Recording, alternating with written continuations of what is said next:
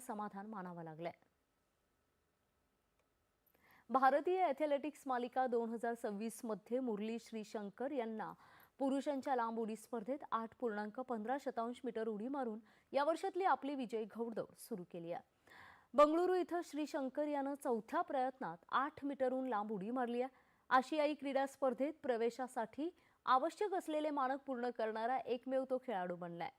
पुरुषांच्या तिहेरी उडी स्पर्धेत अब्दुल्ला अबू बकर यानं 16.82 मीटर उडी मारून पहिलं स्थान पटकावलंय, तर पॅरिस ऑलिम्पिकमध्ये भारताचं प्रतिनिधित्व करणाऱ्या सर्वेश कुशारे यानं 2.33 मीटर उडी मारून विजय मिळवला आहे। पुरुषांच्या भालाफेक स्पर्धेत बिबिन अँटनी यानं 77.53 मीटर भालाफेक करून प्रथम क्रमांक मिळवलाय आणि बरानिका एलंगोवन हिनं महिला पोल वॉल्ट क्रीडा प्रकारात तर एनसी सोजन हिनं लांब उडी प्रकारात उत्कृष्ट कामगिरी केली आहे। या स्पर्धेच्या पुढील फेऱ्या उदयपूर, संगरूर आणि रांची या शहरात होणार आहेत। इंडियन प्रीमियर लीगमध्ये आज